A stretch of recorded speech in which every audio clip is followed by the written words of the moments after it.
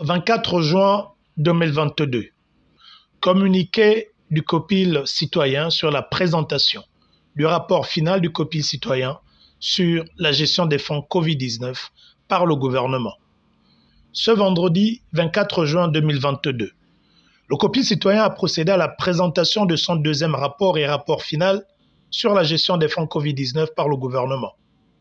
Lors de la présentation de son premier rapport, le 25 mars 2022, à la Chambre de commerce, le COPIL citoyen avait présenté à la communauté nationale et internationale les limites de la gestion des fonds Covid-19 par l'État gabonais. À cette date, le COPIL citoyen avait identifié une mobilisation des ressources au niveau national comme international pour un montant de 503,047 milliards. Sur ce montant, le COPIL citoyen n'avait pu valoriser que 54,242 milliards, soit 10,68% des ressources non exhaustives mobilisées pour la riposte Covid au Gabon. Les conclusions de ce premier rapport, basé sur le contrôle sur pièces des 2608 documents téléchargés sur le site officiel du ministère de l'économie, avaient révélé des grosses anomalies impliquant toute la chaîne de décision de la gestion des fonds Covid-19. Au regard de ces anomalies, le COPIL citoyen avait annoncé le lancement de son deuxième audit basé sur le contrôle physique avec pour objectif de rentrer en contact avec les personnes physiques et morales identifiées comme porteuses d'anomalies significatives dans le premier rapport et inventorier les différentes dépenses. Ainsi, du 28 mars au 11 juin 2022, le COPIL citoyen a entrepris des actions visant à rentrer en contact avec les 29 bénéficiaires dont les anomalies étaient assez significatives d'une part et a saisi la Cour des comptes, le tribunal de Libreville et la Commission nationale de la lutte contre la corruption et l'enrichissement illicite pour ouvrir des investigations judiciaires d'autre part. Aucune suite donnée à ce jour.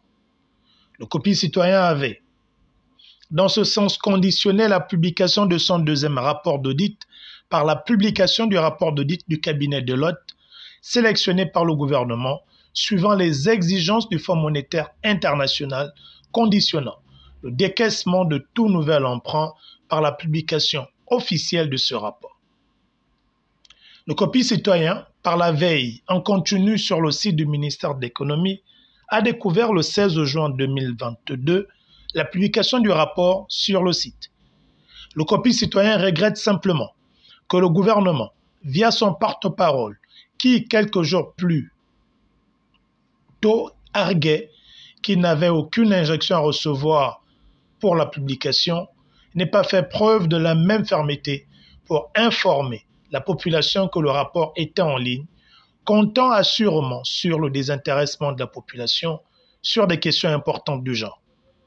La lecture des rapports d'audit du cabinet Deloitte démontre que le gouvernement gabonais a tout mis en œuvre pour empêcher le cabinet Deloitte d'exercer sa mission en ne limitant son périmètre d'action qu'à la valorisation de 10% des ressources mobilisées, alors que les exigences de FMI portaient sur la valorisation de toutes les ressources mobilisées par le Gabon dans le cadre de la lutte contre la Covid-19, dont les 177,2 milliards alloués par le FMI.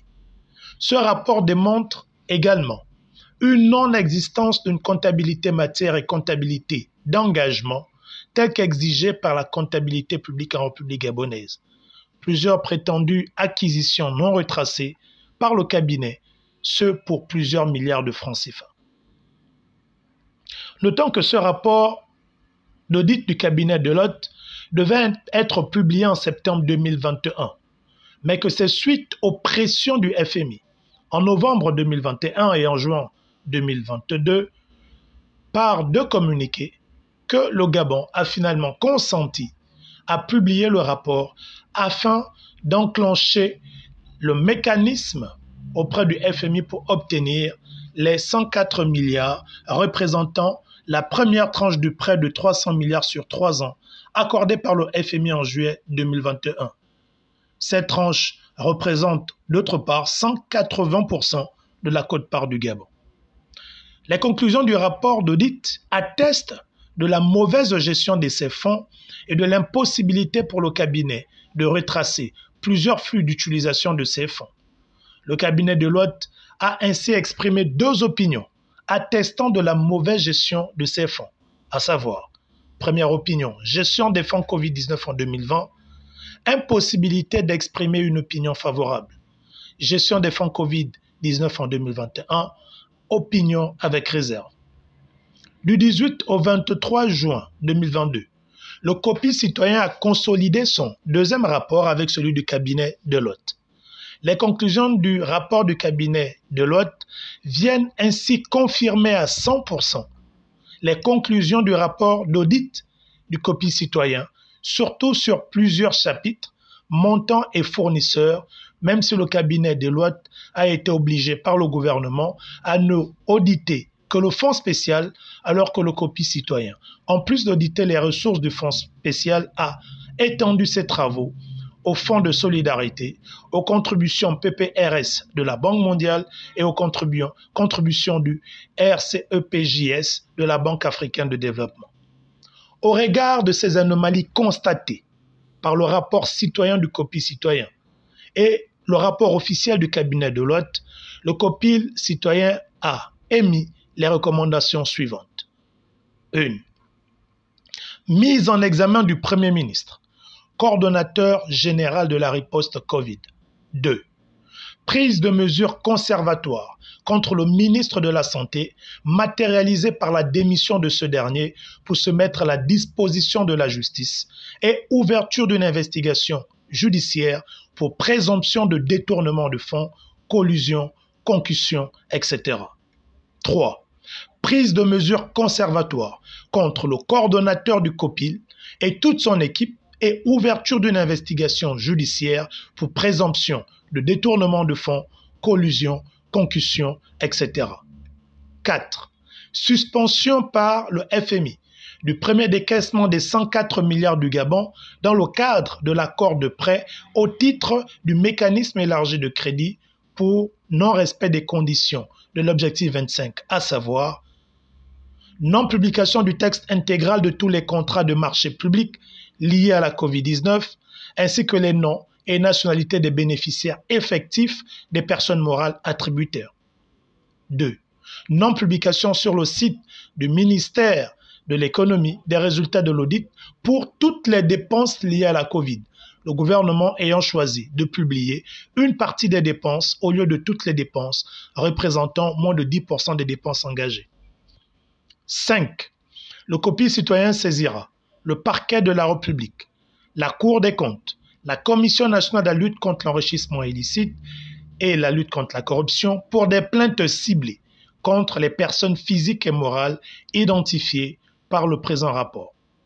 Le COPI citoyen compte sur la collaboration du gouvernement et des bailleurs de fonds partenaires du Gabon pour que les auteurs présumés des dits actes soient sanctionnés. Le COPI citoyen tient à remercier le bureau du FMI Gabon pour sa disponibilité à collaborer avec la société civile gabonaise, même s'il constate pour le regretter que le bureau Banque mondiale au Gabon est décidé d'entretenir le flou sur la nature de ses contributions au Gabon et surtout la façon dont ces derniers sont utilisés. Le COPI citoyen annonce entreprendre sous peu des actions fortes contre le bureau Banque mondiale au Gabon qui semble prendre plaisir à œuvrer pour la promotion de la non-transparence sur les fonds alloués au Gabon. Fait à Libreville, le 24 juin 2022, pour le COPI citoyen, son porte-parole, Geoffroy Fumbola Libeka Makosso.